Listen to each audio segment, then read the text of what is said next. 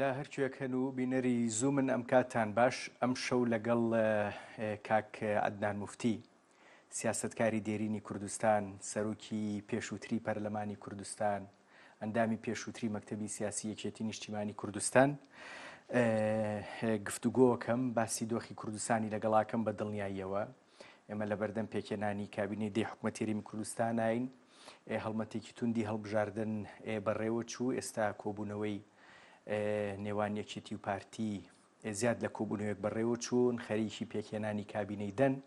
ئەمانی لەگەڵا باسەکەم دۆخی کوردستانی بەگشتی لەگەڵا باسەکەم پەیوەندیەکانی ئێمە لەگەڵ بەغداد ڕاستیەکەی لە چوارچەوەی هەموو ئەوەی کە لە ناوچەکەیە گوزەرێ بە هەمان شێوە بەشێکە بێت لە گفتوگۆکەم لەگەڵ کاک عەدنان جگەلەوە خۆی پێش خۆش بوو ڕاستیەکەی و کاتی کە ڕێککەوتینە سەرەوەی ئەم بەرنامەیە بکەین وتی حەزەکەم باسی پرۆسی ئاشتی پەیامەکەی بەڕێز ئۆجەلان وە ئەگەری گەیشتن بە ئاشتیەکی دیاری کراو لە باکووری کوردستان و تورکیا گفتوگۆ بکەین بە دڵنیاییەوە کاتێک کە پرسی کوردیش لە چوارچەوەی پێشهاتەکانی ناوچەکە باسەکەین بە دڵنیاییەوە ناکرێ باسی ڕۆژاوای کوردستان نەکەین کاک عەدنان سڵاوت لێبێ وادارم زۆر باش بی سوپاس بۆم دەرفەتە و سوپاس بۆ میوانداریەش لوتفت هەیە من حەزەکەم بە دۆخی کوردستان دەست پێ بکەم گرنگە بۆ ئێمە هەڵمەتێکی توندی هەڵبژاردنمان بینی ئێستا گفتوگۆکان بۆ پێکێنانی حکوومەت بۆ کابینەی دە بەردەوا من لە بینی یەکێتی و پارتیە بەڵام ڕاستیەکەی ئەوەی ئەکرێ سەرنج بێ سەرنجێکی گشتی لە سەرکۆی پرۆسەکە پێکێنانی کابینەی دە بە نزیکەی دوا کەوت زۆری پێچوو و پێم وابێ هیچ مەفروز نییە دوای ئەو ئەزمونە زۆرەی حکومڕانی نێوان پارتی دیموکراتی کوردستان و یەکێتی نیشتیمانی کوردستان سەرباری هەڵوەز و دابەس بەڵام هێشتان پێکێنانی حکوومەتێکی دیاریکراو ئەوەندە گفتوگۆ بخایانێ ئەوەندە کات بخایانێ حەزەکەم سەرنجی ئێوە لەو بارەوە بزانم خێنێ وەڵا پێشم شتێک دەبی ئەوە بسەلمێنین کە ئێمە دوای ڕاپەرین کە ئەم ڕۆژان ڕاپەرینە پیرۆزبای لە خەڵکی کوردستان دەکەم بەڵام دوای ڕاپەرین و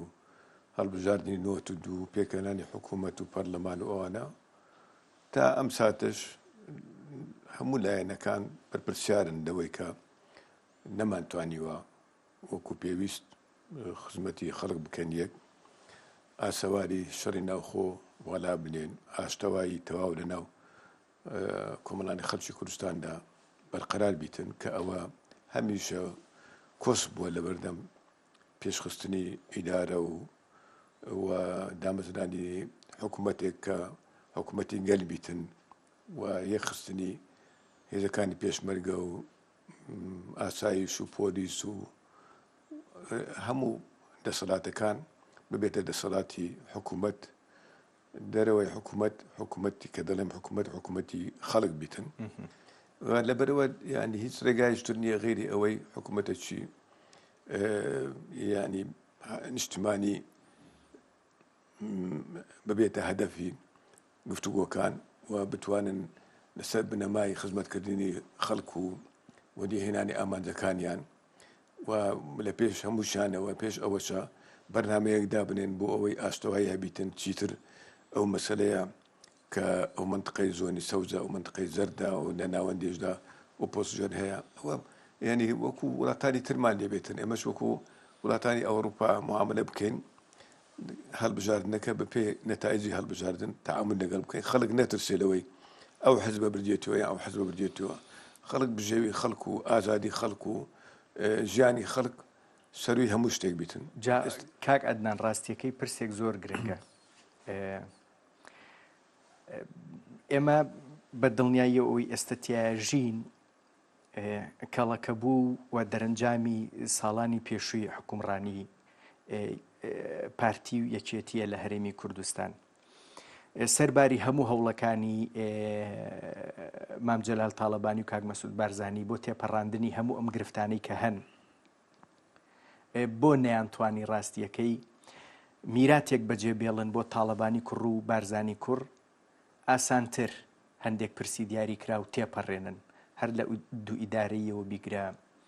لە پێکێنانی حکوومەتێکی کۆکەرەوەی نیشتیمانی کوردستانیەوە بیگرە بۆ هەموو پرسە استراتیژی و پرسە گرنگەکانی دیکە. هەر بەڕاستی ئێمە بۆ نەمانتوانی ئەوە بکەین. مام جەلال و کاک مەسعود بۆ نەیانتوانی ئەم میراتە بۆ نەوەکانی خۆیان بەجێبێڵن. ئەم مەسەلەیە قسەی زۆر هەڵدەگرێ بەڕاستیەکەی هەندێک لە قسەکانم بۆ بکە کاک عەدنان بەڕاست زانێ بە دوو قسە تاوا نەبیتن ئەکەر بەتەنیا دوو قسەی بکەی دە قسەی تر لەبیر دەکەی وگلەی دێتە سەر باش ڕەنگە ئەوە بتوانانی کتێبێک لەسەر بنووسی هەر ئەو پرسیاری خۆتەوەوانە بەڵام بە مختصری وەکو ئاماژان پێکرد ئرسی شەڕی ناوخۆ قورسایی شەڕی ناوخۆ ئاسەواری شەڕی ناوخۆ نەمانتوانی پێشمەرگە تەوحید بکەین کە پێشمەرگە نەمانتوانین ڕێکیان بخێن و یەکیان بخێن کەواتار حەزب بە تەئسیر دەکاتن لەسەر قەراری پێشمەرگە لەسەر ڕەوز لە ڕابردوو زادیمانەیانێ بەسەرهاتەکان لە کوردستانە بێوەی ئاماژە بە تاریخ و هێنەکان بکەم تەئسیری زۆر بوو. مام جەلالیش لە ژیان داما بوو لە ناو یەکێتی زاتەبیعی ناکۆچی پەیدا بوو کاک نەوشیروان ڕەحمەتی لەگەر ژمارەیەک ئەندامی مەکتەبی سیاسی جیابوونەوە و نەخۆشکەوتنی مام جەلالیش بەڕاستیەکەی و ئەو گرژانش کە دروست بوو هەر هەڵبژاردنێک لایەنە خراپیەکەی ئەوە بوو بۆ ئەوەی دەنگکان جیاب بکەن هەردوو لە هەر شێ لە هەمویان دەگەڕانەوە بۆ ئەو شعاراتانەی کە جەماعەتەکەی خۆیان یاخو ئەندامان و لایەنگرانی خۆیان ڕاکێشن بۆ دەنگدان بخۆیان ئەمەش وا دەکاتن جارێکی تر ڕەوشەمبیری کەلچەری شەڕی ڕاگەیاندنی زمانی دووبەرەچی دارێک کە زیندی دەبێتەوە تەنیا لە هەڵمەتی هەڵبژاردنان نییە بەڵام لە وەختی هەڵبژاردنە پێشی ماوەیەک لە دەستپێکردنی هەڵبژاردنەوە ئەو فەرهەنگە دێتەوە پێشەوە زیندی دەبێتەوە و لەبەرەوەی بیری تەسوی حەزبایەتی بەداخەوە دێڵم سەروی بیرکردنەوەی نەتەوەیە بیرکردنەوەی نیشتمان پەروەریە و ئەوە واقعەکە بە نووسی واشتی تر دەنووسن بەڵام کە دەچی مەجلسێک ئەگەر لایەنێک بیتن تەماشاکەی یەک جۆرە مناقشە هەیە یەک جۆرە بیر تەرح دەکرێتن مەوزوعیەت لە باسکردنی نە ڕابردوو نە ئێستا نە داهاتوو نییە هەرێکە داهاتوو لە دیری خۆیە تەماشارەکە دوا هەڵبژاردنیش هەر هەمویان پێوا بوو غەدەیان لێکراوە جارێ ئەگەر بچێت سەر ئەندامانی پارێورا بۆ لە لیستەکاندا لەوێ جۆرە گلەیی هەیە لە ناو هەموو ئەندامانی کە پالێوراون لە لیستەکەدا مەسەڵەن لیستێک 50 ئەندامی پالێوراوی هەیە 4-5 دەرچووە ئەوەی تر هەر پێوایە غەدری لێکرایە بۆچی ئەمە تەنانەت لە ناو یەکێتی و لە ناو پارتیش لە ناو پارتی یەکێتی زیاتریش هەیە بۆچی مەسەڵەن هەرێکە کە دەچێت دەبێت خۆی دەکاتە پالێوراو لە دیری خۆیەوە جمهورێکی زۆری هەیە بە حقەتیش ئەنی کە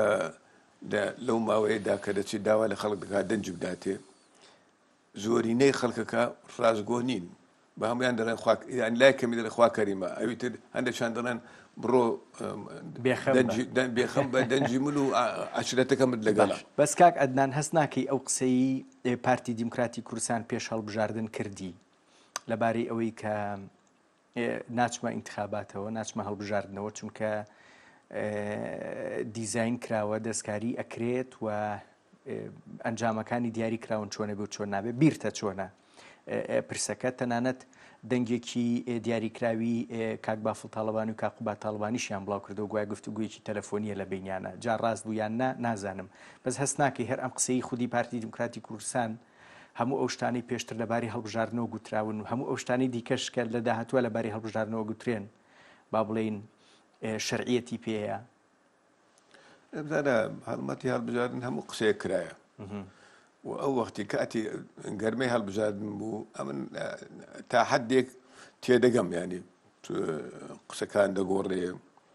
زمانی زبر بەکار دێتن توهمەت دێتە پێشەوە هەندە فۆتۆشۆ دەکرێتن دەنگ بیتن ڕسم بیتن شت بیتن بەڵام ئەوم دەبێت لەبیری بکەین بە حەقەتدا لەبیری بکەین لەبەرەوەی دەمانوێت ئایندەی دروست بکەین ئایندە باشتر بیتن لە ئێستا باشتر بیتن لە ڕابردوو من خۆم پێم وتم نەمانتوانێت ئاشتەوایی بکەن ئێستا هەر ئەو سوارەی جەنابن عێلاقەی بەو هینەوە عەکسێتی من دەڵێم ئاشتەوایی بکەن ینی ئەو قسە زبرا لەبیر بچیتن ئەو تۆمەتە لایەنەکان بە یەکتری لەبیر بچێتن رەخنە جێ خۆیەتی بێ رەخنە هیچ کۆمەلگایەک پێش ناکەوێتن بۆیە پێم وایە ئۆپۆزیسیۆن هەبوونی ئۆپۆزیسیۆنی ڕاستەقینە دەورێکی کاریگە بینی چاودەری حکوومەت بکات دەستنیشانی کەم و کۆڕەکانی بکاتن دوور لە قسەی نابەجێ و هینوانە لە جێگایەکە گەندەڵیەیە بە بەڵگە گەندەڵیەکە دەستنیشان بکات جێگایەکە نەعادالەتی هەیە بە بەڵگە دەستنیشانی بکات ناک هەر بە تەخمینی وەڵام سەد چاوەیەک وای پێوتن سەد چاوەکە چێە ئەبێ بێڵێتن هینوانە دەگەڕێمەوە سەر ئەو مەرحەلەی هەڵمەتی هەڵبژاردن لەبیر نەکرێتن ناتوانێت حکوومەت تەشکیل بکەین و ئەگەر لەبیریش بکرێتن ناڵێم لەبیری بکەن کە حەقی خۆ داوانێت هەر کەسە حەقی خۆی هەیە بە تەجروبەی مەسەرەن 4-5 ساڵی ڕابردوو 5 ساڵ زیاتریشە ئێستا کەم و کوڕەکان چی بووە لای بادە چینە زۆر دوورە بۆچی گلەیەکی زۆر هەیە بۆچی موچە وەکو پێویست نادرێتن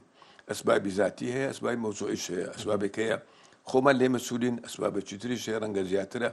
بەغدا لێ مەسوولە کە بە زائیفمان دەبینیتن وا معاملەمان لەگە دەکات جا من ئەوە دێمە سەری پەیوەندیەکانمان لەگەڵ بەغدایە کاک عەدنان بەڵام قسەیەکی دیاریکراوی پارتی دیموکراتی کوردستان لەبارەی حکوومەتی داهاتوو و کابینەی دا کە پێدەچێت مەسرور بارزانی سەرۆکایەتی بکە دروشمێکی دیاریکراوی یەک حکوومەت یەک پەرلەمان یەک دەسەڵات یەک هێز ئەمانی کە زیاد لە جارێ پارتی دیموکراتی کوردستان تەنانەت خودی کاک مەسعود بارزانیش دووپاتی کردوێتەوە یەکێتی نیشتیمانی کوردستانیش لە بەرامبەرە جۆرێک لە گەڕانەوەی هاوکێشەی هێزی ئەوێت و ئەمە زیاد لە جارێکە یەکێتی ئەم پرسە با بڵێن مەطرحەکە ئەڵێ دەسەڵاتداریەکی هاوسەنگانەمەوێت کە بە دیاریکراوی من نازانم مەبەستی یەکێتی نیشتیمانی کوردستان چییە ئەم دوو قسەی هەردووکی باشن بۆ ئەوەی دوو حزب بتوانن هەم لە یەکتر نزیک ببنەوە دوو حزبی دەسەڵاتدار کە ئەگەر بیانەوێت نیەت هەبێ قودرەتێکی باشی ئەویان لە بەردەستایە کە بتوانن کوردستان بەرنە شوێنێکی دیکە لە ڕووی حکمڕانیەوە پێت وایە تێگەیشتنی کامیان ئەکرێ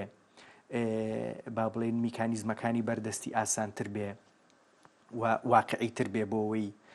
بگەینە حکوومەت یەک حکوومەت یەک پەرلەمان هەموو ئەوەی کە من و تۆ بەدەستیەوە ئەناڵێنین لەبارەی بوونی دوو زۆنی دیاریکرا و دوو دەسەڵاتی دیاریکرا و دوو هێزی دیاریکرا و کامیان منطقیترە و تۆ بۆ کابینەی دە پێشبینی چیەکەیت کامیان منطقیترە کامیان نامەنطقیە بە ڕۆژگار لە ڕابردوودا پێمان دڵێ لە ئایندەشدا دەبێت تەماشا بکەی هەنگاوەکان کو دەبێتن بە قسە هەمومان قسەی باش دەکەینەوەوانە لە ڕاستیدا سێشتی زۆر گرنگ هەیە لە موزۆدا حکوومەت تشکیل دەکەی هەموو لایەک دەڵێ یەک حکوومەتی یەک پێشمەرگەوانە باشە هەنگاوی عملی چییە مەسەلە هێزی پێشمەرگە وەربگرە چەندین ساڵە ئەمریکا یارمەتی دەدا و تەدریبات بە پێشمەرگەی دەکا شەرتی ئەساسیشی ئەوەیە پێشمەرگە یەک بخرێتن توانیویانە چەند فەوجێک و چەندی وایە ڕێک بخەنوانە کۆسب لەبەردا چییە متمانە نییە ئەبێ ئەو متمانەیە هەبیتن ئەبێ بیر بکەنەوە دوورکەونەوە لە بیری حزبایەتی تەسک ئەگەر حکومڕانی ئەوە بیت کە خزمەتی حزب بکەیت قەت ناگەێنێ نتیجە بەڵام حکومڕانی کە ئەوە بیتن بۆ ئەوەی حکوومەت و دام و دەستگاکانی دەسەڵاتی ڕاستەقینی بن دەسەڵاتی خەڵک بن دیفاع لە خەڵک بکەن هاوڵاتی هەز نەکاتن ئەو حکوومەتە تەنیا ئیپارتی یەکێتیە و ئۆپۆزیسیۆنی بە دەوری خۆ هەڵبستیتن بێترس قەزا سەر بەخۆ بیتن دەسەڵاتی حەزبی لەسەر قەزا نەبی کە زۆر گرنگە ئەو شتانە ئەگەر هەر حکوومەتێک کە پێک دێتن باوەڕی بەو شتانە هەبوو سەرکەوتوو دەبیتن ئەگەر نا هەر وەکو پێش و هەر یەکە هەوڵ بداتن حزبەکەی خۆی یان ڕێی شەخسی خۆی فەرز بکاتن لەو منطقەیەدا پارتی حکومڕان بیتن و هیچی تر دەسەڵاتی تر نەبیتن لە منطقەی سەوزی ژایەتی هەروە ئەوە ناگەن نەتیجە ڕاستیەکەی هەبێ ئیرادەیەک هەبیتن کە ئەو جۆرە حکومڕانیە دەوام ناکاتن لە ڕابردوودا لە هەندێک مەراحیلدا زۆر پێشکەوتوو بووینەوەدا بۆچی ئەوە لەم بەڵانسێک هەبوو ینی هەردوو لا وەکو یەک بوون ئەوە یەک دووەمینیش مامزەلال دەورێکی گەورەی هەبوو لەوە و کاک مەسعودیش هەروە مامزەلال غیابی بوو وەکو باسم کرد بەڵانسەکەش لە ئینتخاباتە تێک چوو باشی جیابوونەوەی گۆڕان ئەگەر چی دواتر بەشداریان کرد لە حکوومەتیشدا بەڵام دیسان دەچنێ ئەو بێمتمانەیە ئێمە گەیاندە ئەوەی کە نەتوانین وەکو پێویست حکومرانێکە بەرەو پێشەوە بن چ لە ناو خۆمان دوایش مەشاکری تریش هاتە پێشەوانە دوای 16 ئۆکتۆبەر ناکۆچیەکان زیادی کرد تعامل لەگە بەغدا گۆڕا تعامل لەگە تورکیا ئێران دەوری ئێران و تورکیا زیادی کرد لە کوردستاندا ئەوەش معلوم بەنەرێنی خۆی ئەمری واقع ئەوەیە جانبیشی هەیە تۆ ناتوانێت سنوورێکی دوور و درێژە پەیوەندی اقتصادیت هەیە لەگەڵیان پەیوەندی سیاسیت هەیە بەڵام ئەوە شتێکی ینی تەبیعیە و بەدیهیەتە کە نە ئێران نە تورکیا نە بەغداش حەز ناکەن تۆ یەکگرتووبی بە قووەت بی حەز ناکەن تۆ موحەد بی وا ناڵێن تەبعاً بەڵام تۆ دەبی ئەوەی تێبگەی تۆ تاریخەکە وات پێ دەڵێتن بەڵام ئەگەر موحەد بووی بەهێز بووی ئەوان تعاملیان لەگەڵ تو دەگۆڕێ احترام زیاتر دەگرن داواکاریەکانیش زیاتر بە هەندوەردە جا کاک عەدنان تۆ معایشەی مام جەلالیشت کردووە بە دڵنیاییەوە لە سەردەمێکا سیاستت کردووە کە مام جەلال و کاک مەسعود ئیدارەی ئەم پرسانیان هەمووی ئەیا بەیەکەوە تۆ هەویری ئەو ئیدارەدانە لە نەوەی تازەی مەسەلەن لە کاک بافڵ و کاک مەسرور بارزانیە ئەیبینی هەویری ئەوەن بتوانن بەم نزیکانە تێگەشتێکی دیاریکراو لەبارەی ئیدارەدانی هەموو ئەم شتانی لە هەرێمی کوردستان هەیە و کاریگەریە هەرێمیەکانیش ئیدارێکی تەندروست بیرێن یان پێت وایە کاتی ئەوێت ئەوانیش ئەزمونێکیان ئەوێت تا تێگەن وەڵای من ئومێد دەکەم کە سوودیان لە باوچیان وەرگرتی بیتن لە ڕێبازی ئەزمموی باوچیان وەرگرتن هەردوو لاوە هینوانە بەڵام تەنیا بە قسە نابیتن دەبێ بە هەند وەربگرێتن جیلی مام جەلال و دواتر ئێمە و هینوانە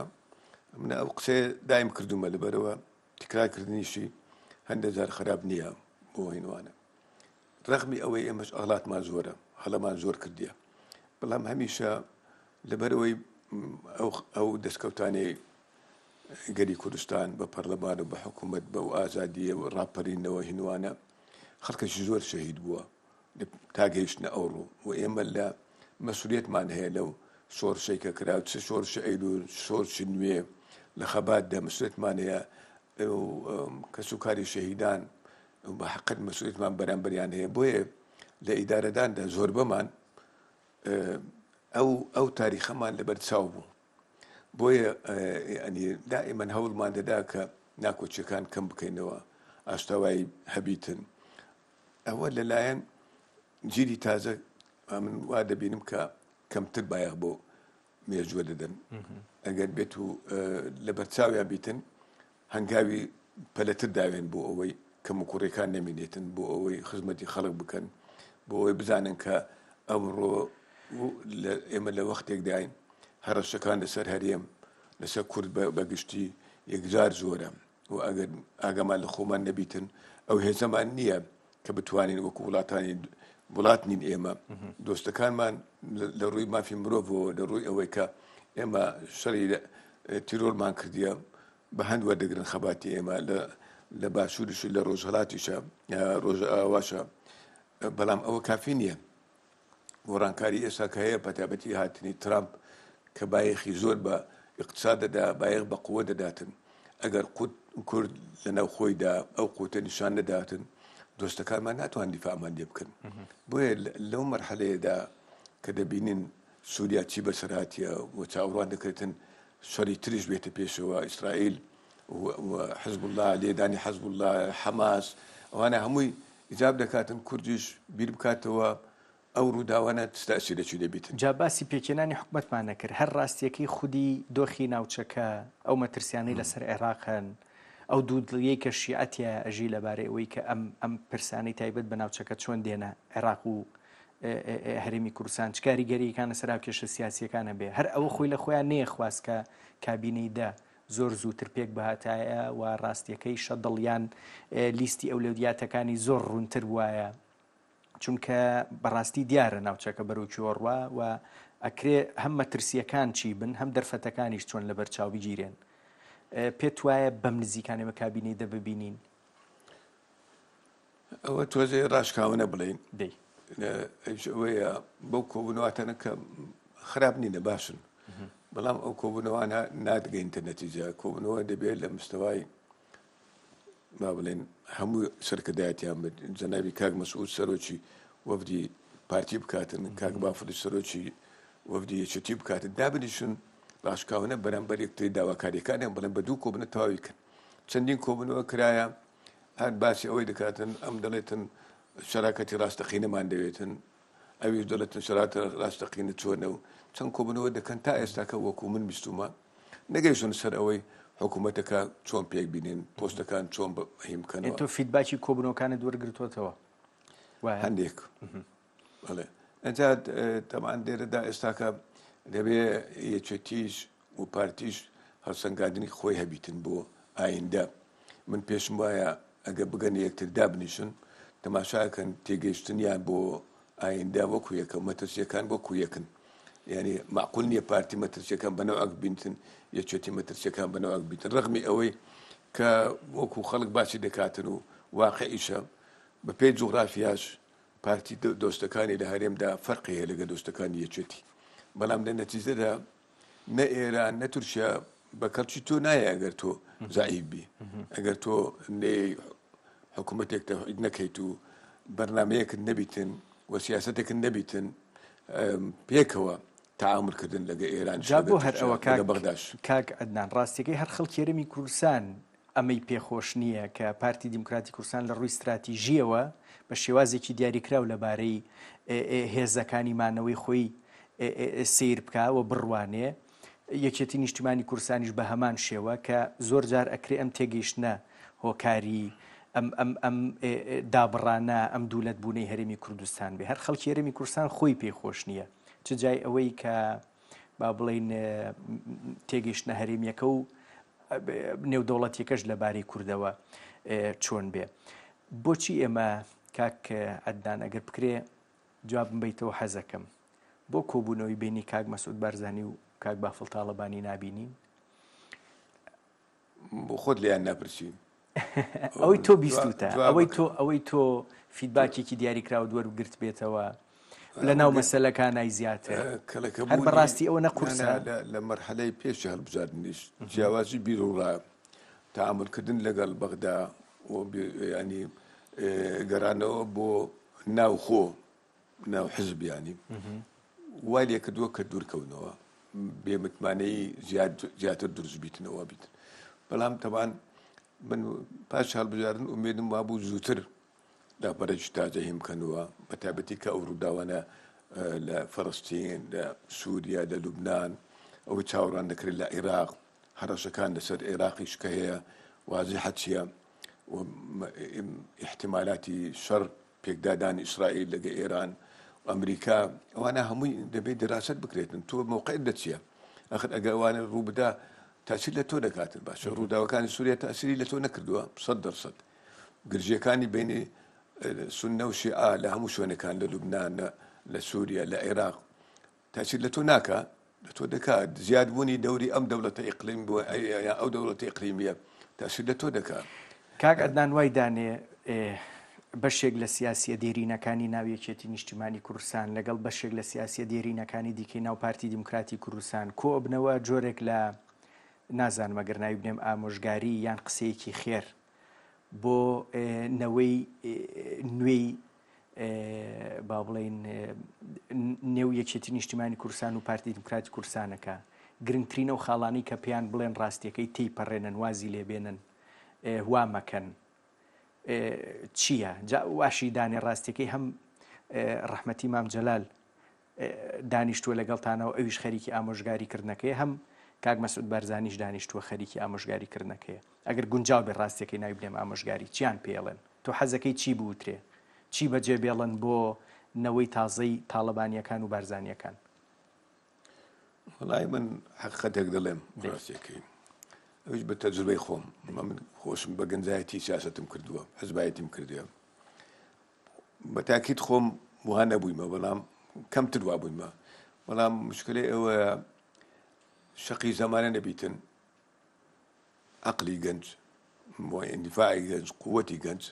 هەموو ئامۆژگاریەک وەرناگریتن و پێوەیە ئێستا هەر گەنجێکی وەربگرن بە سوودیش نەبیت وەربگرات خوێندکاری زانکۆیە بڕۆ مناقەشە لێ بکە هەموو قسەکانی تۆ قبول ناکە ڕەنگە مجاملەت بکاتنەوە ئەنە پاشی تۆ دەڵێ بابەوە جیلی کۆنەوە زەمن تێپەڕاندووە و نازانیەوە واهیان هەندە زاریش تۆمەت دەکا ئێوە مەسوود نەبوون فەشەلتان هینا دەبەرەوە ئەنی ئێستا بڕۆ لەگەر کامیان مناقشەکەی ناویان ناهێنم خۆی بە ڕەنگە لە هەموو مەکتەب سیاسەکانی کۆنتر بە ئەزمونتر و زیرەکتر بزانیت تووشی ئەو ئەزموو نەبووی تووشی ئەو هی نەبوویت لەگەڵ یەکێ لە گەنجەکان ڕاستە و خۆنا من ینی خەڵک دەبینم ڕزانم تابایی دەکەمەوە ناخوا قوڵ ناکەرە ڕاستە خۆ زۆر بە ڕێزەوە تەعامل دەکەن بەڵام دەزانم ینی خۆیان بەرەوە دەوەسەن زۆر جار ڕێیەک دەدەی بە قسە ناکەن ئەو هەر لەسەر هینەکەی خۆی دەنا پێی وایە ئەوەش ڕاستترین ڕێگایە زمانی مەش فەرقی هەبوو ڕاستیەکەی مامزەلال ڕقمی ئەوەی کاریزمایەکی بە قووەتی هەبوو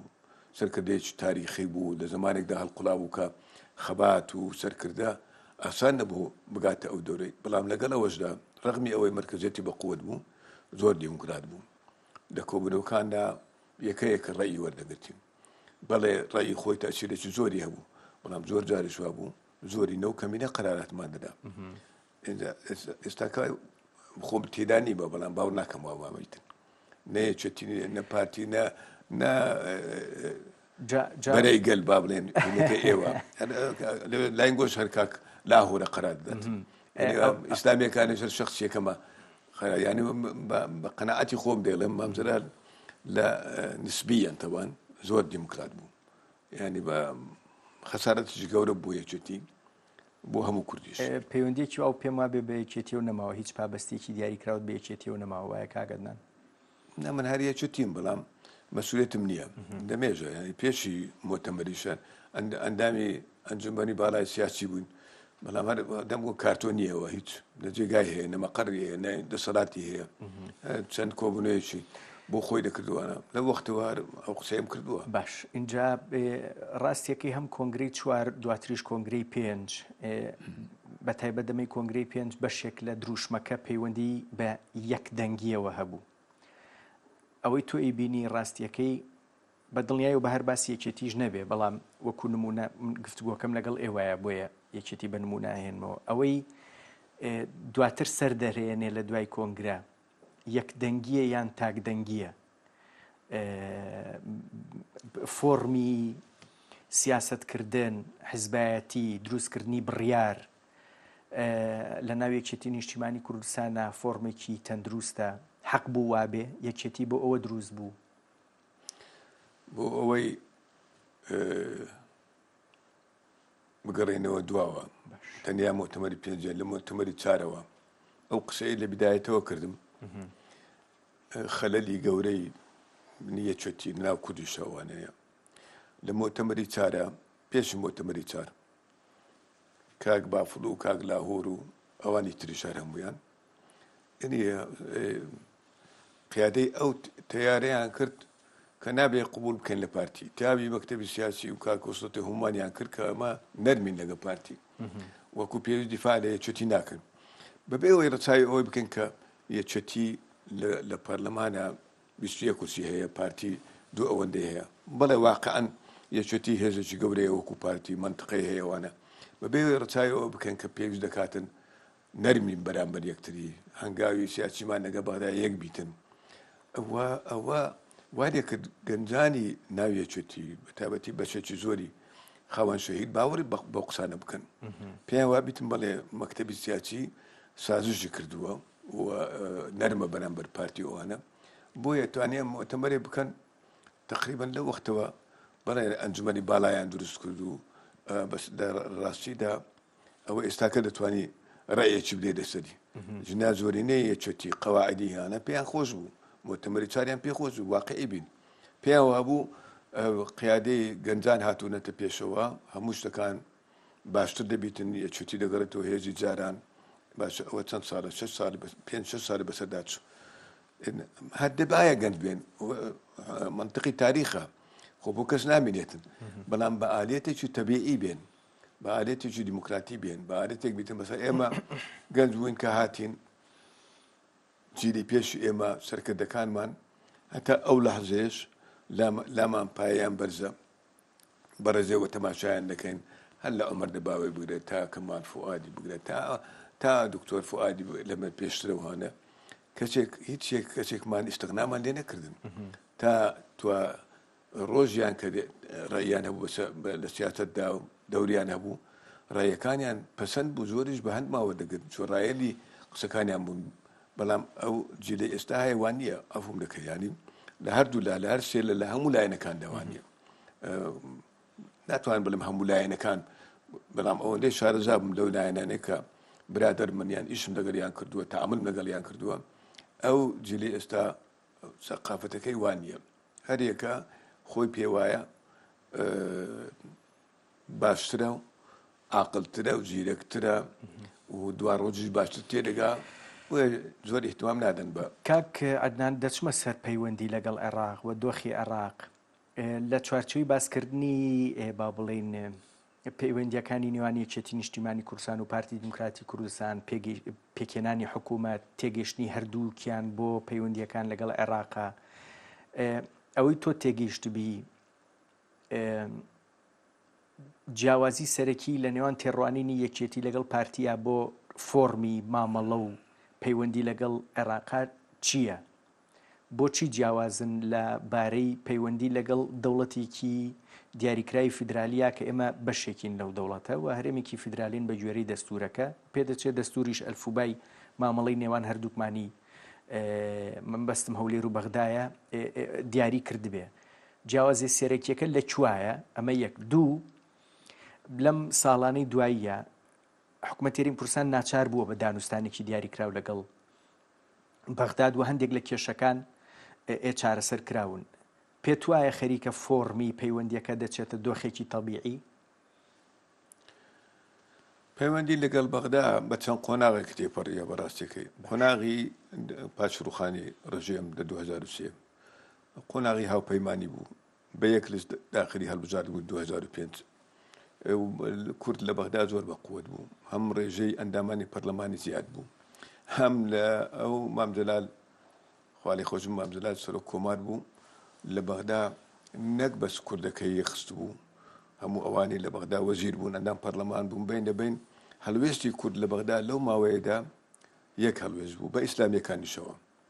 تەنانەت مشکلەی عێراقیەکانیش بوو زۆر جار لای ئەو کۆ دەبوونەوە دوای ئەوە تەبعاً کە ناکۆچیەکان لە کوردستاندا چارەسەر نەکرا و چوونە قۆناغەکی تر بلملانیەکان بوونە تەوەری ئەوە یا وەرگرت حەزبایەتێکە زال بووە زیاتر نەمانتەوانی زارێک کە دەڵێمەوە ئەو کەریمە ئاشتەوایی لە کوردستان پەیدا بکەین ئەو خلافەتە بەتایبەتی دوای نەخۆشکەوتنی مامجلال وەفاتی شێوانە و ئەو ناکۆچی خۆمان گواسمانەوە لەو بەغدا بە دوو زمان چوینە بەغدا هەندێکجا بە سێ زمان چوینە بەغدا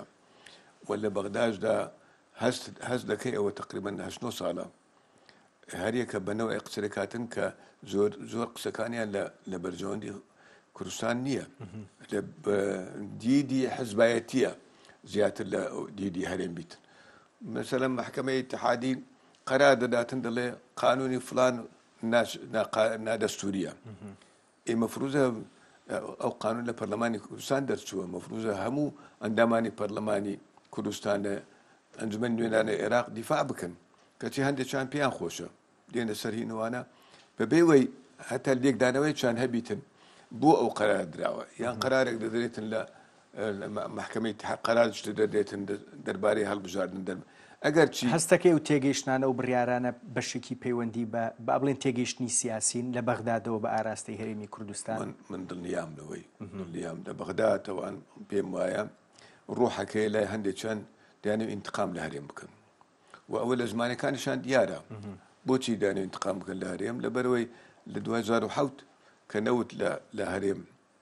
ئینتاج کرا شەریکاتە هاتن فترێ تقریبا 2-3 ساڵ دەوڵەمەندی بە هەرێمەوە دیار بوو هەندێک میزان لە بەغداشەوە داهات لە ئینتاجی نەوت شەپارە داهات و گەندەلیش لە عینی کاتە گەندەلیش زیادی کرد لە هێناکانم بەغدا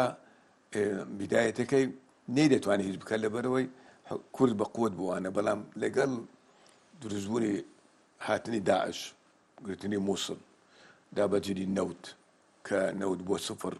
پارەی ئێرە نەما بەغداش میزانەکەی بڕین لێرە معاشیان پێ نەدرا و معاشەکە بوو بە نیوە هەندەجا بوو بە ڕوبە ئێستا هەر مۆزەفێک لە هەرمی کوردستاندا ئەوەندە سەدان هەزار یان بە نوێنەهای دینار حکوومەت قەرزارێتی بەغدا لە جیاتی ئەوەی بە فرسەتی بزانیتن و بێ لەگە هەرێمە بە شێوەیەکی دۆستانە پابەندی بە دەستور بڵێ چارەسەر کێشەکان بکەن من هەستم وایە کە هەندێکیان بە ڕوحی ئینتقامەوە لەوەی کە کورد پێیان وایە زیاد لە خۆی هێنی کردو هەندێکیان دەڵێن لە دەستوردا ئەو دەستورە کورد نووسێتی دژی فیدراالێتیشن هەندێکیان بۆیە و کورد لەو فترەیەدا هەستی بەو خەتەرەی بەغدا نەکرد و ئێستاش هەن لەگەڵ دابیتن باشتر ئێستا لەبەر 6 مانگ پێش یان ساڵێک پێشتر ئێستا وە بدەی مشتەرەک دەڕواتن تۆزێک باشترە زۆر نا بەڵام ناکۆچەکان نەقل بوونە بەغدا تەماشا بکە پارتی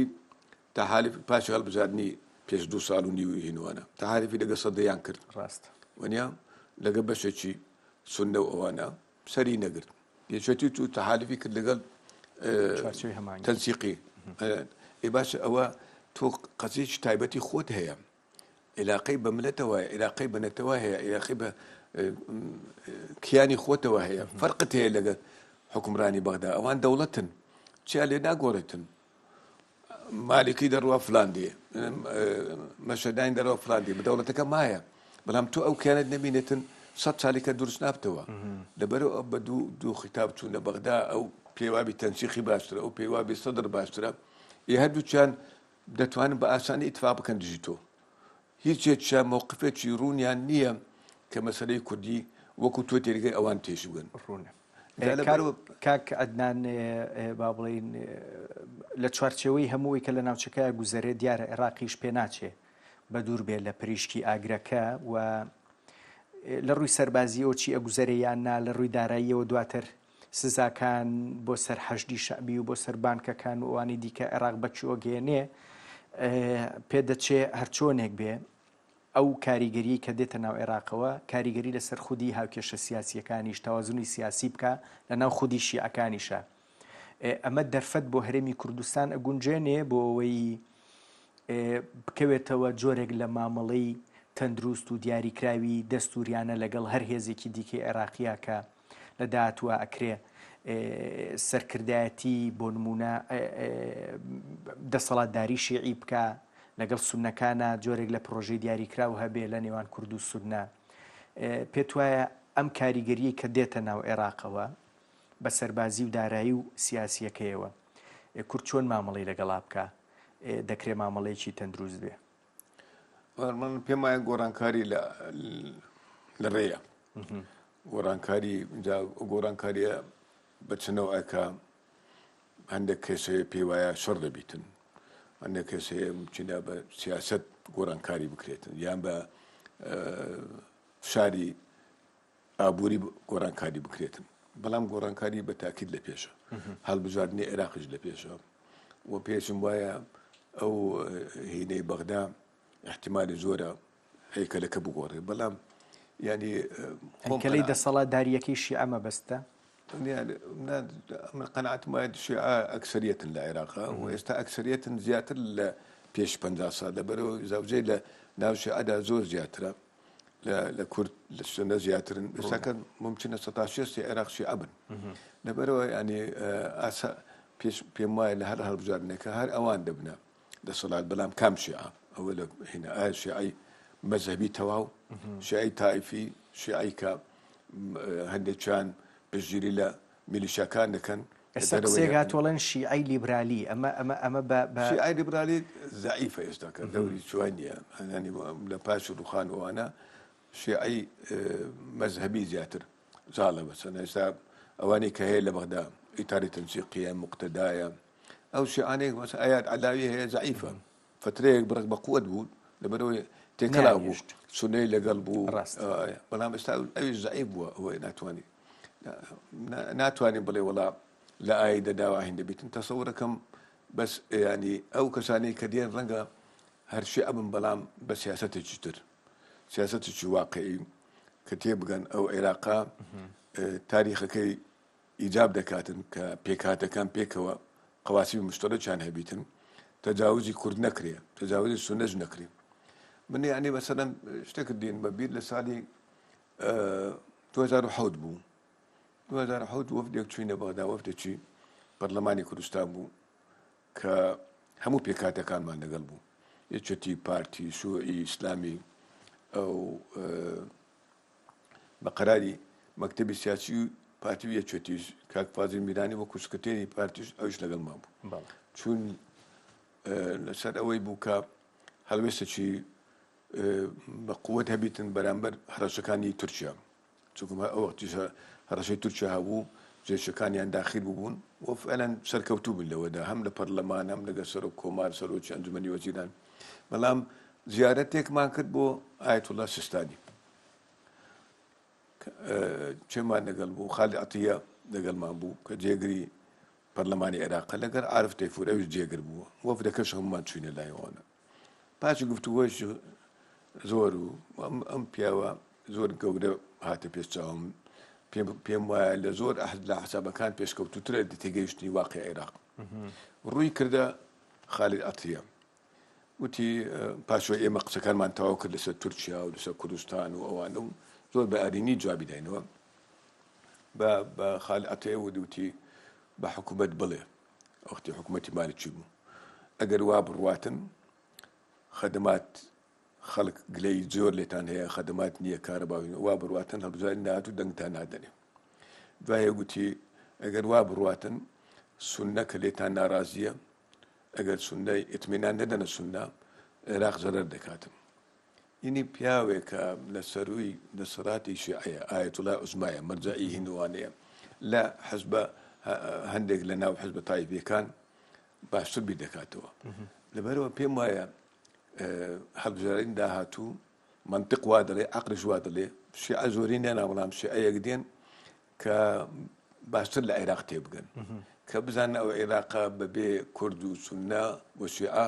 بەبێ دیموقراتیەت بەبێ بافی مرۆڤ بەبێ عەدالەت سەرناکەویتن فرسەتێک لە پێش ئەمە ئەبێ بە تێگەیشتنی حەقیقی پێکهاتەی شیعە لە عێراقا بۆ داهاتوش یان ڕاستیەکەی تەنها تێگەیشتێکی کاتیە بێ و پەیوەستە بێ بە هەموو گۆڕانکاریانەی کە لە ناوچەکە هەیە و پەیوەستە بە پاڵمان بە ئێرانەوە بۆ ناو سنوورەکانی خۆی ینی گرنگە ڕاستیەکەی تێگەیشتنەکە تێگەیشتێکی خودی پێکهاتەی شیعی بێ نەگەوەی تێگەیشتێکی بابەتی بێوە زروفەکە دۆخەکە بەسەر شیعەیە بیسەپێنێ ئەوەی ڕاستی بیتم من ناتوانم پێشبینی بکەم ڕاستیەکەی لەبەرەوەی بە منطق شتێک دەڵێ منطق دەڵێ ڕۆژگار ڕۆژ دوای ڕۆژ دەوی باشتر بێ دەبێ مجتەماعی مەدەنی هەبێ کۆمەلگای مەدەنی دروست بیتن بەڵام واقع وامان پێناڵێتن بەداخەوە مەسەلەن پێشی 20 ساڵ چێ باوەڕی دەکرد شەڕی تایفی بەو جۆرە لە سووریاشدا وەکو ئێستا دەیبینیم چێ باوەڕی دەکرد کە ئیسرائیل بەو هێزەوە بتوانێتن حەزبوڵڵا شکست بە حەزبوڵڵای بینیتن کە پژگیرێکی تەواوی ئێران و هێزێکی زۆری جەماوەری هەبوو چێ باوەڕی دەکرد کە عێراق ئێستاکە بکەوێتە ئەو شوێنەی کە دەیە محافظەی خۆی بکاتن و ئەمریکا هەڕەشەی لێ دەکاتن وای لە تۆ شیعە باسی هەرێمەکە یان مەسەلەن تورکیا چێ باوەڕی دەکرد لە تورکیادا باخچەدی کە توندڕەوترین حەزبی نەتەوەیی هەیە خۆی بێ باچی بڵێ کورد و تورک برانە و جاتخوا ئەوم بۆ باسکە کاک ئەدنان حەزت کرد باسی بکەی ئەمە چۆن نەبینی ئەم پێش هاتە ئەم گۆڕانکاریە ئەنی بەردەوام پرسیارێکی دیاریکراو کە پێم وایە هێشتان پرسیارێکی معقولە لە ئارایە لەم بارەیەوە هەر بەڕاستی ئەمە تاکتیکیان سراتیش لای دەوڵەتی تورکیا زان چێ لە سیاسەتدا تعامل لەگە واقعە ئەگەر بڵێ وڵا ئەوە تاکتیکە درۆیە باوەڕی پێ ناکەم هەتوو نابێ بەشێک لە چارەسەرکردن یان ناتوانانی بەرەو پێشەوە بڕۆی ڕوونە لە سیاسەتدا تعامل لەسەر هێز دەکرێتن لەسەر واقع دەکرێتن ئەمڕۆ قەزەی کوردی بەقوت بووە لە ڕووی ینی دووەلیەوە بەتایبەتی لە ڕۆژاوە کە چەند ساڵە ڕوبەڕووی تیرۆستان بوونەتەوە شەڕیان کردووە تەحالیفی دووەری ئەمریکا پشتگیریان دەکاتن هێزی لێ پەیدائین کرد دروست کردوون مەشقیان پێ دەکاتن ڕێی عامی ئەمریکی ئەوروپی دۆستایەتیان دەکا مەتحیان دەکەن بە تایبەتی لە ڕووی ئەوەی کە دوو نقطەی زۆر بەقوتیان هەیە کە غەرب کە من لە غەربیەکانم بیستووە لە ئەمریکیەکانیش بیستووە بە هەندەوە کوردی ڕۆژاوا وەردەگرێت یەکێکیان ئەوەیە لە ئیدارەدان ژن دەوری هەیە لە شەڕیشە ژن دەوری هەیە کە لایوان سەرنجیانی ڕاکێشایە لە ڕۆژهەڵاتە لە مجتەماعی وادا شەڕکەری ژن بەو ئازایەتیە بەو هەیئەتە کە هەیە زۆر پیان خۆشە دووش ئیدارەی کە ڕەغمی ئەوەی خەڵکەی زۆر لە قەسەد ممکنە ڕاجی نەبی بە تایبەتی هینوانە بەڵام پێیان وایە ئیدارەی قەسەد سەرکەوتوو بۆ لەوەی لەو منطقانەکە هەن عەرەب لەگەریان بەشداری دەکاتن مەسیحیەکان بەشداری دەکات لەبەرەوە عاتبەتی زۆر هەیە لەو ڕۆوەوە یەکەمین جاریشە ئیسرائیل بەو سەراحەتەوە باسییان دەکاتن باسی ئەوەی دیفاعیان لێ دەکاتن ئەمە سەراحەتێکی ڕاستەقینەیە کاک عەدنان یان ئەکرێمە ترسیمان لێی هەبێ هەر لە چوارچێوەی قسەیە ئەمێنێتەوە یان ڕاستیەکەی نە ئەو استراتیژەی ئیسرائیل بۆ ناوچەکە ئێوێ پێدەچێ کوردیتیابێ شوێنێکی باشی بۆ کورتیابێ زانێت هەر دەوڵەتێک بەرژەوەندی خۆی هەیە سەروی هەموو بەرژەوەندەکان ترە بەدڵنیایی ئێستا ئێرانە تورکیایە هەموو وڵاتەکان بەرژەوەندی خۆی هەیە تەعامل لەگەڵ مەسەلەکان دەکا لە دیدی چەند بەرژەوەندیەکان دێتە دی ئیسرائیلیش بەرژەوەندی خۆی هەیە دەیەوێت دیفاع لە خۆی بکات دەیەوێت ڕوبەڕووی ئەوانەی بکاتەوە کە دژمنی نەدەیانەوێت لە ناوی بەرنیوانە بەڵام من ڕێیەکم هەیە کە زۆر جار باسم کردیە ئیسرائیل تەوان عیلاقەی لەگە کوردە تازە نییە هەر لە شێوە هەیە بەڵام ئیسرائیل لە ڕووی چی دەتوانێت بۆ کورد بکاتن من ڕێی خۆم شخصی لە نەتیجەی دانیشتوان لە نەتیجەی دیتنی دراستکردنی ڕووداوەکان و هەندە ڕێی کە بیستم لە ئەمریکیەکان و ئەوانە ینی ڕێی خۆم بە تەجروبەی خۆم لەگەڵ ئەو مەسەلەیەدا پێم وایە ئیسرائیل وەڵی کوردی خۆش دەوێت بەڵام لە مەسەلەی کوردیدا سیاسەتی لەگەر ئەمریکا یەکە ئەمریکا پێی بڵێ ڕاوەستا ڕاستڕادەوەستیتن سیاسەتی بە تەنیایی نییە بوو کوردڕوونە مەسەرەن نمونە دەینەوە 75 خۆ ئاشکرای ئێستا کە جاران ئەوە هێندی بوو نوێنەریان هەبوو لە شۆڕشەوانە ئیتفاقی جەزائیر بوو کە شای و سەدام ئیتفاقیان کردو شا دەستی لە کێشا و هینوانە بەیانەکەی یەک نەفەریان نەما بوو خواهاویزیان نەکرد بۆ ئەمریکا پشتگیری لە ئیتفاقیەکەی دەکرد پێت وایە هاوکێشەکان ئێستا گۆڕابن بە شێوازێکی مەسەر ئەو ڕێیەی تەکمیلەکەمە ساڵی 89 چیمیابانان و ئەنفال و ئەوانە تا دەماشا دەکرد وەزیری عەدلی ئیسرائیلی باسی کوردەکە دیفاع لە کوردەکە ڕئیس وزەرایە وەزیری فلانە ڕێی ئامەوانە و تاگت دەگاتە ڕاپەرین پاش ڕاپەرین کۆچڕەوەکە لە کۆچڕەودا گەرم بوون زۆر هەتە دیسانە چنەی باچان دەکرد دەبێ شت بکەین بۆ کوردوا بیتن هینوانە دوایە وەزیری خارجی ئەمریکی قەراری 1970 دەرچوو لە پێش ئەوەش وەزیری خارجی ئەمریکی هاتە ناو کەمپەکانی هاوارەکان لە تورکیا کرد وەزعەکەی دی لەوێەوە تەلیفۆنی بۆ جۆرج بوشی کرد باوک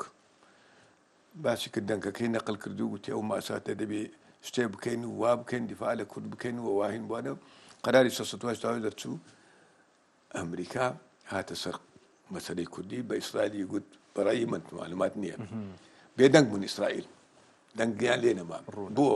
لەبەرەوەی ئەمریکا وەختی قیادەی تەحالفی دەکرد مصری تێدا بوو تا وەختی سووریاش تێدا بوو وڵاتە عەرەبیەکان زۆربەیان تێدا بوون عێراق و ئوردن دووسێ و لیبیای نەبیتن هەموو تێدا بوون بە ئیسرائیلی گوتەوە ئیحراجی مەدەکە باسی کورد مەکە نەیکرد لە ڕفراندۆم پێشی ڕفراندۆم دیسانە چێ قسەکانیان 2 هەفتە پێشی ئەوانە نەوەیەک بوو بەڵام کە ئەمریکا دژی ڕفراندۆم قسەی کردو ئەوانە ئیسرائیل دەنجی نەما بۆیە ئێستاش کرد باسی کوردەکەن مووقفەکە گۆڕایە جیاوازە ناتوانم وەکو جانان هیم بکەم بەڵام پێم وایە بە تەنیا ئیسرائیل نەبەرژەوەندیەتی نەدەشی کا بەبێ ئەمریکا لەبەرەوە کورد بەڵام لە هەموو حالەتێکدا چ تا تێگەیشتن تەعاملکردن لەگە ئەو سیاسەتە چ لەگە ئەمریکا چ لەگە بەغدا ئەگەر بێت و بە وتارێکی یەکگرتو نەبیتن نابینە ڕقم جۆ دەخرێن بەڵام ئێستا بچینەوە سەر تورکیا کە سوالەکەت کرد وڵا ئەوم بەلاوە گرنگ بوو بەچۆ ئەگا بەڕێی تۆ پێم وا بێ ئێوە بای ئەوەندە قاڵبوون لە سیاسەتە ئەگەر سەردەمی تورگوت ئۆزالیش پرسەکانت زۆر زۆر بە دیاری کراوی با بڵێن لە ناویان نەبوو بی ناشزانم وایە یان ناخۆت پێم بڵێ بەڵام بە دڵنیاییەوە ئەوەی پرۆسی ئاشتی دووەم ئەوەی 2011 و 12 بۆ 2015 بیرتن ئەمیان هەستەکەی ئەگەرەکانی سەرکەوتنی بەهۆی بارودۆخە ناوچەیەکەوە ئەکرێ زیاتر بێ فشارەکان زیاترن لەسەر تورکیا و بە دڵنیاییەوە تێگەشتەکانیش لای ئۆجەلان و لای پەکەکەش پێ دەچێت تێگەشتنی دیکە بن. وڵای من متابعی ئەو هینە تێدامەوە خۆم تێدا بوومە زمانی ئۆزال پێش ئۆزالیش من لە 77 لە هەکە لە هینەوە لەوان و ئەوانە وان دیار بەکر و ئستەمبول و ئەو وەختی پەکەکە نەبوو دەدەقە دەبوو خەباتی کوردینەوە ئەچتر بوو خەباتێکی مەدەنی بوو بەڵام نیم ئیستفادەیان لە ئازادیەکانی تورکیا دەکرد ئازادیەکە بوو ڕۆژنامەیان دەردێنا گۆفاریان دەردێنا و لە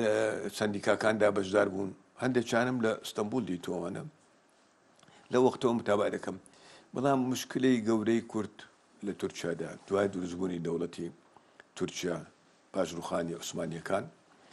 لەسەر ئەساسێکی نەتەوەیی دروست بووە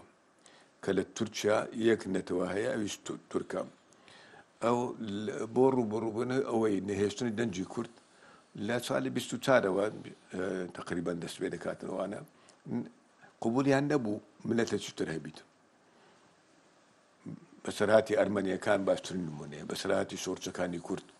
قەتڵ و عامی کورد و ئەرمەنوانە ئەوەی زۆرتانیان زۆر شت بگۆڕن و زمانی کوردی ئەترافی پێ ناکەن ئەو کوردەی کە هەیە ناوێنە نابوو تورکی شاخ وانە بەڵام ئەوە کوردەکە لەبەرەوەی 10,000 نییە بە ملیۆنە کوردن هێنا هەتا ڕۆژێک لە ڕۆژان دەگەر تورکەکەیمان باچی دەوڵەت و شتیان دەکراوە دەوڵەتی کوردەوە تورکەکە کراوە بوو وتی من پێم وایە کورد جانابتەوە لەبەرەوە گەورەترین شاری کوردی ئستەمبولە 5 ملیۆن کوردی تەراچیەوە دەچن چۆری ناکەن لەبەرەوە لە تورکیا دەمینین ئەوە ئێستا ئەو مانەوەی کورد لە تورکیادا بوویتە ئەمرەکی واقع ناتوانیتن تورک هێنی بکاتن شەڕی پەکەکە و هینوانە بەڕەغمی ئەوەی کە هەوراژ و شتێوی تێکەتیە ئەغڵاتی تێکەتیە بەڵام لە بینێشدا مفاوزات کرایە ناوبژی کراوە مامجرا زۆری کردووە کاک مەسوولیش کردوێتی هەمومان تێدا بووینە لەو هەوڵانەی کە بۆ ئاشتی دراوەوانە تەبعاً پاشی ڕووداوەکانی ئەم ساڵی ئەخیری حەماس و غەزە و ئینجا حزب الله ئەوانە وەزعێکی تازە هاتە پێشەوە هەموو وڵاتەکان بیر لە ئایندە دەکەنەوە بیر لە خۆیان دەکەنەوە تورکیایە ئێرانە سووریایە مەسرە هەر هەمویان خەلیجە تەماشا بکە خەلیج ئێستاکە عێلاقەیان لەگە ئیسرائیل هەمویان عێلاقەیان هەیە مەکاتیبی هین هەیە هاتوچۆیان هەیە شتیان هەیە بۆ چییە وەزی ئێستا ئیجاب دەکاتن سیاسەتێکی تازە بۆ تەعاملکردن بۆ بەرژەوەندی خۆیان بۆ محافظەکردنی خۆیان تورکیاش کە پاشی ئەو هەموو ساڵانەی لە توندڕەوی بەرامبەر بە کورد و ئەوانە ئێتەماشاکەن کورد لە ناو ناچێ ممکن نییە قەزا لەسەر ئەو هەم ملیۆنە بکەین تەجربەی کوردی عێراقیان لە پێشە تەجربەی کوردی سووریان لە پێشە ئێرانی شەروە کوردەکە وەکو خۆی قەزەکەی ماوە حەل نەبووە لە تورکیادا کێچەکە قورسترە لە عێراق باشوور ئەوە لە فیدراالێت هەیە چەسپاوە لە هین دەستوری عێراقا لە ئێرانە عقدەیان نییە بەرامبەر بە کوردڕاستە مافی کورد نییە لەوێش پێشێر کراوە و زەختێکی زۆر هەیە بەڵام شارێکەکەی ناوی کوردستانە تایارێکی گەورە هەیە نووسراوە کوردستان دوو جادەی هینی هەیە یعنی هینیان نییە کورد بە بەشەکی کولتوریەکە زیاترە لە بینی مافی کورد نییە بەڵام کورد بە بەشێک دەزانن ناڵێ ئێران هەمووی فارسە ڕوونە ئەوجا پێم وایە هەم حکوومەت هەم ڕئیس ئۆردۆگان هەم باخچەلی و ئەوانەی کە زیرەگن و بە پەرۆشن بۆ ئایندەی تورکیا دەزانن ئەوە و ئەو پرۆسەیان کە هین کردیا لەوەوە دێتن کە لە دیدی خۆیانەوە تەبیعی تێگەیشتنی ئاشتی لەلایەن ئەوانەوە لەگەر تێگەیشتنی من و تۆ فەرقی هەیە ئەو بەناو ئەک تێدەگا من بەناو ئەچ تێدەگەم من باسی نەوەی خۆم دەکەم تێدەگەم پێم وایە ئەو مبادرەیە کە کردی هەر لە پەرلەمانەوە کە چوو تۆقیانی لەگە کردی دوایە گوتی هەر تورکە ئەگە کوردی خۆشنەوەی تورک نییە هەر کوردێکی ئەگە تورکی خۆشنەوەی کورد نییە ئەوە قسێکی زۆر تازەیە دوایە ڕێگای چۆن ڕێگایان کردەوە بە ڕێگای عەبدوڵڵا ئۆجەلانەوە کە سەرۆکی پەکەکەیە پەیامێک بداتن بۆ کۆتاییهاتنەوە من پێم وایە گۆڕانکارێکی گەورەیە و یعنی خۆشبەختانە هەموو لایەنەکان پشتگیری لێ دەکەن ئەو پارتیە یەکێتیە هەموو حزبە ئیسلامیەکانە ئەمریکایە رووسایە بۆیە بە فۆرمێکی دیاریکراوە هەر چۆنێک بێ پێدەچێت سەر سعودیەیە هەمویان پێیان باشە کەواتە مانەوەیە ئەو مبادرەیە باشە. کاک ئەدنان پێشەوەی بەرنامەکە دەست پێ بکەین خەریکی ئامادەکاری بووین سێرێکی کتێبخانەکەتم کرد ئەم کتێبەی ئەلێکساندەر دۆگینم بینی ڕاستیەکەی و تەبەن بە مەغزی پۆتین بە عەقڵی پۆتین ناسراوە لەم ڕۆژانەیە قسێکی دیاریکراوی کرد ئەی بێستمەوە بەم قسانی لەباری تورکیاوە کردمان بەڵام کاتیشم کەم ماوە حەزەکەم بە کورتی جوابم بیتەوە لە ئەخیر قسەکانیە ئەڵێ ئەوەی کە ئەردۆغان ڕاستیەکەی هەم لە سووریا کردی و لە چوارچێوەی تێگەیشتنەکەی و هەنگاوەکانی لە ناوچەکەیە سیاسەتی کوردبین بوون و بیێ و نەیەوێت خیانەتی لە رووسیا کرد لە سووریا و بیێ و نەیەوێ لە چوارچێوە گۆڕانکاریانی لە ناوچەکەیە هەن لوتی ئەردۆغان بەر دەوڵەتی کوردی ئەکەوێ ئەمە قسەی دۆگینە ڕاستیەکەی و نازام تێگەیشتنی تۆ چییە پێت وایە قسەیەکی منطقیە کرێ گۆڕانکاریەکان بەو ئاراستەیە بڕۆن یان نە ئەم قسەیە سەرباری ئەوەی کە دۆگین کردوێتی بەڵام پێدەچێت لە جۆرێک لە تووڕێی رووسیانە کردبێتی نەک ئەوەی لە فەیلسوفێکی وەکو دووگین تەوان فەیلسوفێکە کە پۆتین زۆر باوەڕی پێێتی هەتا دەڵێن کلیدی عەقلی پۆتینە لۆینوانە تەوان ئەو کتێبە کتێبێکی گەورەتری هەیە نازانم لەکوێ نەمدی تێستا ینی وەکو رووسیا بێکە وەکو رووسای قەیسەری بێ دەکاتەوە ینی نەک اتحاد سۆڤێتی رووسای قەیسەری و پێی وایە رووسای قەیسەری وڵاتی ئیمپراتۆریی گەورە بووە